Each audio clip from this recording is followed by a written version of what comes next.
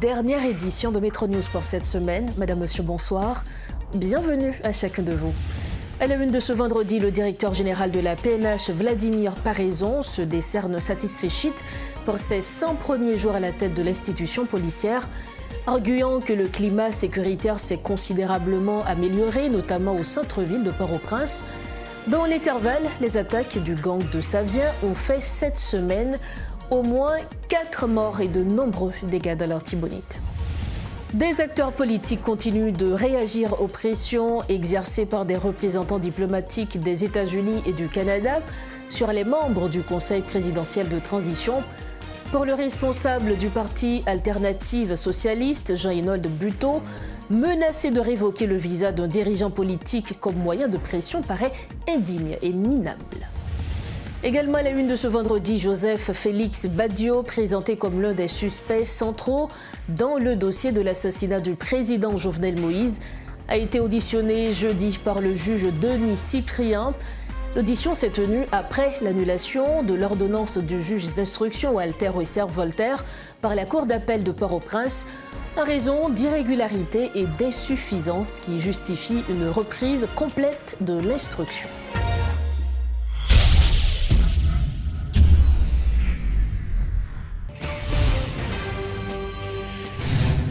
Bienvenue au développement des titres de l'actualité. Le directeur général de la PNH, Jonas André Vladimir Paraison, a dressé le bilan de ses 100 premiers jours à la tête de l'institution policière ce vendredi 28 novembre. Il affirme avoir pris les rênes de l'institution dans un contexte sécuritaire comparable à un cancer métastasé face aux défis critiques de plusieurs départements, notamment l'Ouest et l'Artibonite.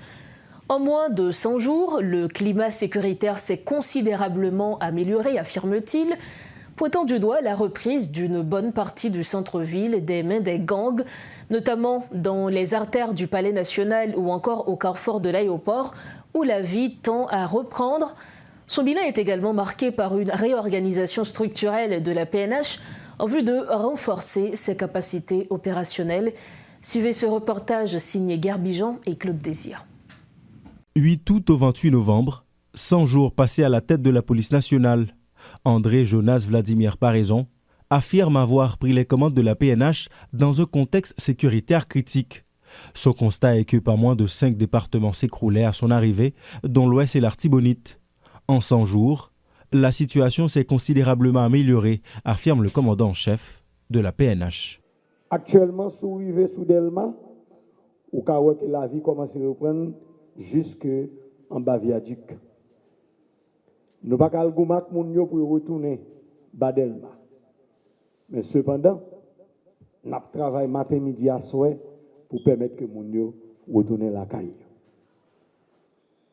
Ou après que traverse carrefour de l'aéroport, Rivan Balimé la lu, il pas de pratiquer. Actuellement, circulation faite librement la donne. N'apoué, la lutte pour arriver sous pointe bord Banque nationale de Paris pour virer pour apparaître sous champ de masse. Il n'y a pas utilisé.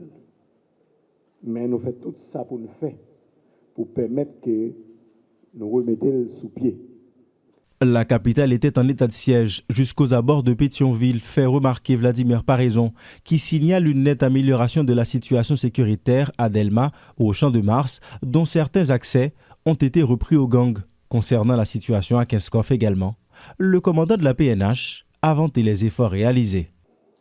On bagaille que nous joignent qui était fin, crasé net, qui est arrivé jusqu'en Baboudon. Mais c'est qu'on a fait effort. Moun ka descend Delma, moun ka descend Champ de Mars. On va nous petit tantôt pour nous garder comment nous arriver. Mais moun yo bol en main. Pour même si village pas carrelé encore beau rivage, mais au moins il y a l'autre non que au même comme journaliste. Et nous-mêmes, comme policiers, nous avons la chance de visiter le bas de la ville. Dans d'autres grands bastions de gangs, notamment l'Artibonite, des avancées significatives ont également été signalées. Avant son arrivée, la situation était plus que critique désormais, Un répit est constaté, affirme-t-il. Moun Keskov, pas de cavi. D'ailleurs, puis il faut journaliste qui là, sous au printemps pour venir dans nous. C'est parce que coup de balle pas tiré même j'ai encore Keskov, sinon c'est des gens qui peuvent chercher information. Il a plus resté sur Keskov pour regarder comment ça peut évoluer, qui j'ai un match là déroulé entre force de l'audio avec monde qui est un petit peu détraqué dans Brenio parce que pas Haïti dans guerre avec aucun autre pays. Et puis pour ces Haïtiens qui ont déchiré, qui ont détruit Haïtiens comme ça. En plus des opérations offensives contre les groupes criminels qui ont conduit à la saisie de plusieurs équipements létaux, Vladimir Paraison s'intéresse également à l'aspect structurel de la PNH. Il a annoncé par exemple avoir révisé le curriculum de formation des agents et ambitionne une augmentation significative de leur effectif dans un bref délai afin de poursuivre les opérations jusqu'à la reprise de tous les quartiers, encore aux mains des gangs. Dans l'intervalle, une attaque armée attribuée au groupe Grand Griffe a fait au moins 4 morts et plusieurs blessés à Petite-Rivière de l'Artibonite. Elle a également causé d'importants dégâts matériels dans plusieurs localités, notamment des Cordes, la baie, l'étang, des îles et des zones avoisinantes, déjà attaquées plusieurs fois cette année. Plusieurs habitants auraient été grièvement blessés alors qu'ils tentaient de fuir. Autre dossier, le gouvernement annonce avoir accéléré l'examen du projet de décret électoral. Lors d'un conseil de gouvernement à la suite d'une séance de travail tenue ce vendredi avec le conseil présidentiel de transition, les ministres ont été invités à prendre pleinement conscience du texte afin d'en faciliter l'adoption lors du prochain conseil des ministres. Le gouvernement devra finaliser rapidement le cadre normatif nécessaire à la tenue d'élections jugées crédibles et transparentes. Dans une note publiée par la primature, les autorités disent réaffirmer leur volonté de travailler de manière coordonnée pour assurer l'avancement harmonieux des étapes essentielles du processus électoral. Des acteurs politiques continuent de réagir aux pressions exercées par les représentants diplomatiques des États-Unis et du Canada sur les membres du Conseil présidentiel de transition. Pour le responsable du parti Alternative socialiste, Jean-Hénold Buteau, menacer de révoquer le visa d'un dirigeant politique comme moyen de pression paraît indigne et minable. Le Conseil présidentiel de transition ne devrait pas tarder à déclarer persona non grata l'ambassadeur du Canada et le chargé d'affaires américain, affirme l'historien que nous écoutons. Mais c'est la première fois que nous avons un diplomate qui a parlé à quand même, ça déclaré un conseiller président qui fait quand même rôle au président de la République pour dire si vous continuez, si vous pas désister dans ça vous faire, conséquences capables graves pour la famille avec vous. Ça c'est un bagage qui, pour me répéter pour tout ça haïtien c'est inacceptable. Inacceptable du point de vue diplomatique, mais inacceptable du point de vue de dignité humaine tout. Parce que même moi-même, simple citoyen, je vais tolérer pour me parler avec vous comme ça. Si je ne fais pas tel bagaille, les conséquences sont capables de graves pour moi. L'histoire et gérance, ils sont dans l'histoire de domination, ils sont dans l'histoire de dépendance. L'histoire de dépendance, tout lui-même, ils sont dans l'histoire, gens nous arrangent, nous, ça connaît les rapports de production, gens nous arrangent nous pour créer richesse dans le pays, côté mon petit poème, il y a toute richesse là, et l'oblige justement côté sur les forces d'armes ou bien sur les forces étrangères pour l'assurer de domination. C'est exactement ça les dépendances. C'est-à-dire, les gens qui ont parlé, les gens qui ont parlé, ils connaissent à qui nous avons parlé. Cependant, nous sommes capables de dire pour une fois, il y a une réaction qui peut être pas habituelle dans l'histoire politique Haïti. Et dans ce sens, nous félicitons quand même conseiller Fixation Jean parce que mon réaction n'est pas habituelle dans l'histoire. Pour l'autre bagaille, deuxième bagaille, nous sommes capables de dire que sur 12 millions haïtiens, très probablement 11 999 000 profondément indignés. Mais qui est-ce qui va indigner? C'est Laurent Cécile.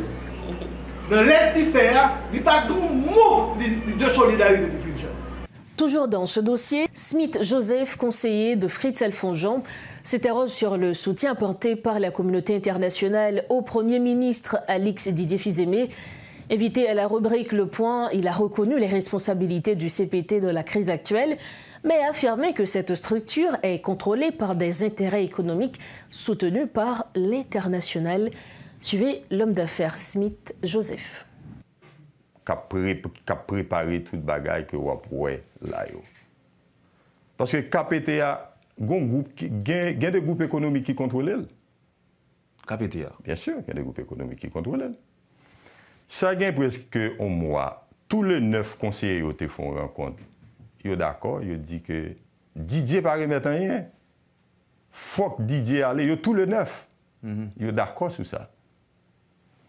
Et puis, soudainement, vous commencez à gagner un dégringoler, ça a recevoir coup de fil dans les diplomates, ça etc. Rencontre à fait à gauche à droite. Parce que il y a un groupe même, malgré le système ça, qui n'a pas de résultat, qui l'a gagné nous dans sanier jouti, côté n'a vive conséquences incalculables ça. Yo pensé yo kakembel, yo pensé société anormale. Smith Joseph, est-ce qu'on va dire nous là tout que même Fritz Alphonse-Jean on frange dans le secteur privé à contrôler le tout? Bon, si c'est moi-même qui dis moi yo capable c'est parce que me proche Fritz Jean, même quoi conseiller Fritz Jean position yo publique. Et moun yo connaît yo. Il connaît qui position le prend face secteur privé, il connaît qui position, monsieur. Et avant hier encore, ça où est montage yo fait contre l'IA, c'est position qu'il prend parce que lui-même il croit que faut même Jean série de l'autre conseiller, tant que Edgar Leblanc, tant que conseiller Voltaire, qui comprennent que faut que ça a changé. On a prédit encore, système là, une série de monde qui des rideaux qui mettent les. Ok, moun sa yo, nous identifions. Société à connaître. On va parler de l'international ou bien moun qui contrôle le secteur économique, moun qui était très bien placé dans le secteur politique. Donc c'est eux qui derrière rideau. Oui, c'est eux-mêmes qui derrière rideau appuyés par l'international. Toujours en politique, la structure dénommée Transition démocratique souveraine estime qu'aucune issue n'est possible avec le Conseil présidentiel de transition après le 7 février 2026. Les conseillers présidents doivent plier bagages selon le porte-parole de l'organisation régionale de Mésidor. Une nouvelle classe politique doit émerger composée de personnalités issues d'horizons divers et portée par une vision axée sur l'intérêt commun, souligne M. Mésidor. Après plus d'1 an au pouvoir, le CPT n'a donné aucun résultat, insiste-t-il, déplorant que l'accord du 3 avril n'ait jamais été publié. Suivez ce reportage de Rodolphe Pierluy. Le 7 février 2026, une date qui marquera la fin du mandat du Conseil présidentiel de transition selon l'accord du 3 avril 2024, retient l'attention de l'opinion publique et fait couler beaucoup d'encre de l'avis des membres de la structure dénommée Transition démocratique souveraine. Il n'y a aucune issue possible avec l'actuelle administration, explique le porte-parole Réginald Mésidor. Par rapport au constat d'échec que le fait, il dit pas de route pas bois, 7 février, ouais pas ouais, pour ne KPTA, ne gouvernement Didier Fils-Aimé, fait route, bail, place là, à des gens qui sont capables, gens qui ont volonté pour nous créer un véritable projet national. L'occasion pour les opposants au pouvoir en place de formuler une nouvelle proposition de sortie de crise, ce qui ne manque pas ces derniers jours selon les constats, mais c'est loin d'en être une de plus, ont-ils rassuré. Nous-mêmes, nous préconisons une transition avec un exécutif bicéphale qui a gagné la donne, un président, un premier ministre. Un président qui a sorti dans la société civile là, selon un profil bien précis. Un président, un premier ministre qui a expérience, un président, un premier ministre qui a compétence, un président, un premier ministre qui n'a pas gagné pied le maré dans aucune ambassade étrangère, dans pied qui n'a pas gagné pied le maré dans l'ambassade, eh bien, pays étranger, yon premier ministre, yon président, qui a gagné toute l'attitude pour agir. La transition démocratique souveraine n'y va pas de même ordre pour exprimer sa position par rapport à la crise. De nouvelles personnalités doivent émerger pour redresser la pente, ont-ils affirmé. Pour refermer la page nationale, Félix Badiot, présenté comme l'un des suspects centraux dans le dossier de l'assassinat du président Jovenel Moïse, a été auditionné jeudi par le juge Denis Cyprien. Une audition qui suit l'annulation de l'ordonnance du juge d'instruction Walter Oisser-Voltaire par la Cour d'appel de Port-au-Prince en raison d'irrégularités et d'insuffisances qui justifient une reprise complète de l'instruction. Selon les premières indications, le nouveau magistrat devrait réorienter certains aspects de l'enquête afin de permettre une compréhension plus complète des faits. L'avocat de Joseph Félix Badiot, maître Romanès Charlotin, a par ailleurs indiqué que l'état de santé de son client se serait dégradé, ce qui l'a conduit à demander une mesure de liberté provisoire en attendant les décisions à venir. Joseph Félix Badiot est soupçonné d'avoir joué un rôle déterminant dans la préparation et la coordination de l'attaque du 7 juillet 2021 ayant entraîné la mort du président Jovenel Moïse. Arrêté en 2023 après plusieurs mois de cavale, il est de nouveau au centre de l'attention judiciaire avec la reprise officielle de l'instruction. Nous arrivons au terme de cette édition de Métro News. Le rappel des titres.